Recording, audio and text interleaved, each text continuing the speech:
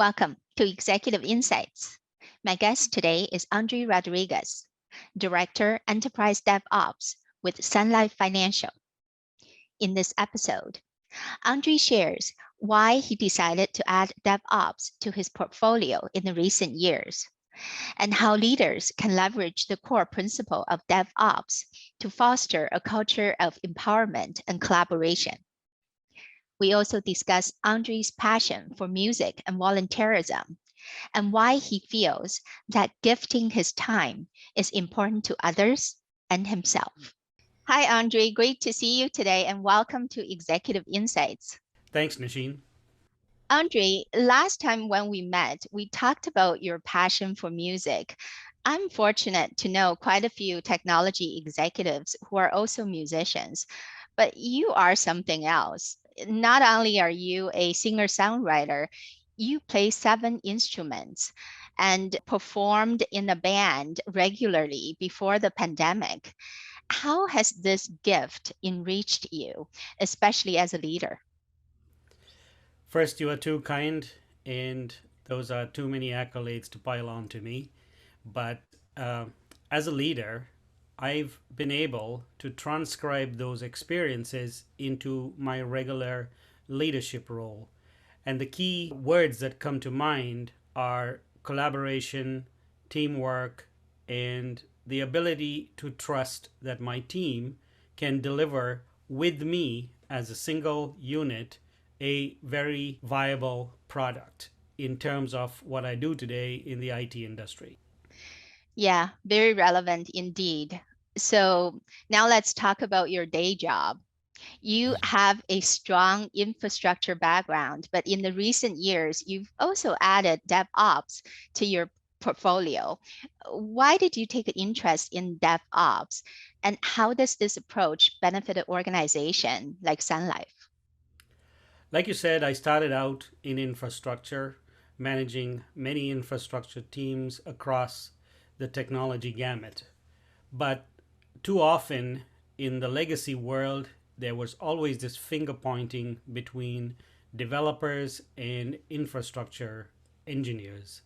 And this piqued my interest because one of my goals at that time was to negate or eliminate that finger pointing and get teams to work together as a single unit to deliver on a project or a product or a goal. And to do that, blaming each other wouldn't get us too far. So I made some lateral moves and moved to the software development side of the industry, where I learned what exactly was driving a developer's interests and requirements, and how infrastructure was or was not meeting those requirements. Those learnings gave me a good opportunity to figure out how to get the two to work together. In the meantime, the world moved to agile, which made it even more easier because now collaboration and working together as a team to deliver to a common project, irrespective of your siloed technology or your role in terms of delivering a very specific area of technology, was all quashed. You now got together and you delivered to a common goal in a short period of time in an iterative process that demanded that everybody work with and depend on each other's success.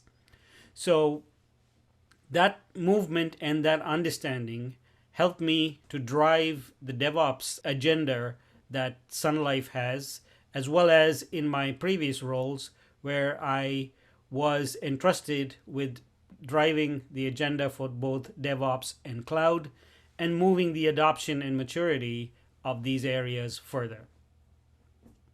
Yeah, well said. Being able to break down the silos and collaborate is so vital, which we'll explore a little later on. One of the silver linings for the pandemic is accelerated digital transformation, resulting in elevated profile of the CIO and the technology organization at large. However, the flip side is in the race to creating more capacity and resiliency, many organizations have accumulated technical debt. So, as a senior technology executive, what does technical debt mean to you? And how would you go about solving this challenge in a way that makes the most sense to the business? Technical debt means many things to many people, but from a personal perspective, to me, technical debt is losing sight of the big picture and focusing on immediate needs without understanding the impact of the design or the change you are implementing to other components and how the change or the product you are delivering affects other components around you. So in that perspective, when I look at technical debt, I try to step back and look at the big picture and try not to go for the easy solution or the design that delivers something short term. Because in essence, in the software delivery world, technical debt is basically going back and having to do rework because of the other impacts that you didn't think of that you now don't have time to fix, or you've run short of on your leash to actually get out there and fix those impacts or adverse things that you created. Hence, to solve technical debt, I recommend you focus on what is the impact of the change, the product, or the project you are delivering. And by impact, I mean how it impacts all the other components that are dependent or reliant on this product, or vice versa. How the components are dependent or reliant on the product you are delivering. You may not know all of them, but identifying some of them and stepping back to put a plan in place to address those or include them in your implementation plan would help you reduce technical debt. Agreed. And you mentioned big picture thinking a couple times. And speaking of which, one of the core principles of DevOps is big picture thinking with an outcome in mind from the beginning. And empowering people and fostering collaboration as an organization's DNA is so vital to this core principle. But often it's easy said than done. Would you have an example of how leaders can create a culture of empowerment and collaboration across an organization, especially in a complex environment? That's a great question and also a very touchy subject because it deals with people and changing a culture. But what I found is successful in this area of empowerment is to first accept that it is not something or a switch you can turn on overnight and expect people or teams to feel empowered. There has to be that trust between leadership and the technical teams. If in this use case we were talking about leadership empowering technical teams to make decisions that would drive the delivery of a product or a project to success. So you have to invest the time in building that trust. That does not happen overnight. And the technical teams have to not only trust the leader, but the leader also has to trust the technical teams to deliver a product that fulfills the outcome that they were looking for. And the key focus here is to focus on outcomes and not how you got to that outcome. And that is true empowerment, because when you turn on empowerment overnight, I believe that develops a fear of failure in your technical resources, because all of a sudden you've given them the power to make decisions and they become afraid of failing. However, empowering people means you are empowering them to experiment, to fail early, to fail all often, and the leader should trust that the reason they are experimenting, failing early, failing often, and correcting course is because they are staying the course on delivering a product that works flawlessly in most cases because you empowered the people who have the skills and the knowledge to experiment, to make changes, and to fail. So, like I said, this doesn't develop overnight, and something that has to be worked on both at a leadership level and at a project resource level. A good people manager spends time building that trust between himself and his team. And it's a two-way trust. And I feel that is the most effective way that has helped me personally build trust with the many project teams or squads that I work with and the many products for which I am product owner and am accountable to deliver. As you're well aware, as a leader, you're not focusing on one product or one project. You have multiple products and projects that are in the works and that you want to be successful. There are many cliches that say you're only as successful as the people you surround yourself with, but to me, you're only successful as the trusted team and the team seeing you as a trusted leader. And that has been most effective in terms of empowering people to do their job and not have the fear of failing. That is really sage insights and advice. I especially like the point you made about sudden empowerment versus gradual encouragement to experiment and to fail. So that is very, very valuable.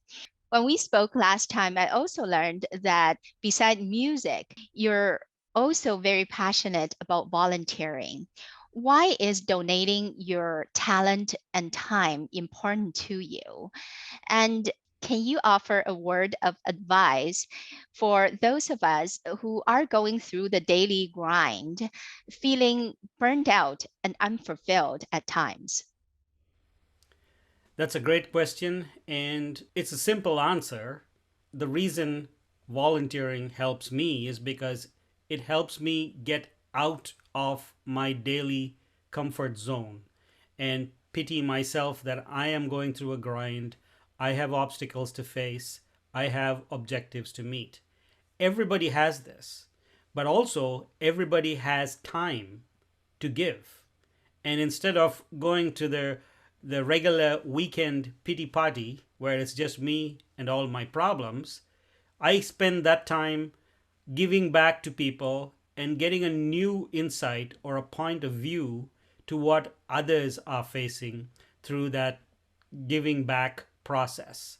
And that gives me a different perspective of the problems I'm facing.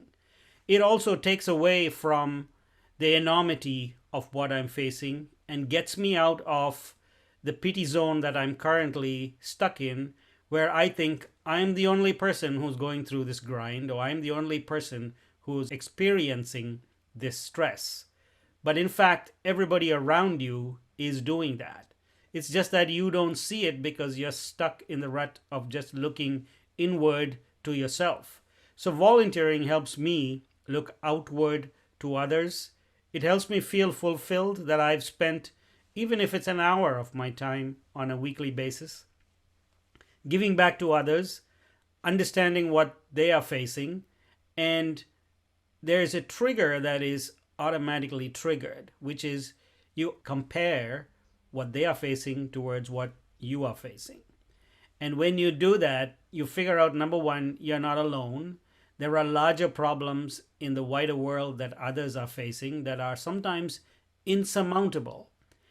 And you learn from others through their integrity and their ability to continue to address and try to deal with their problems as well.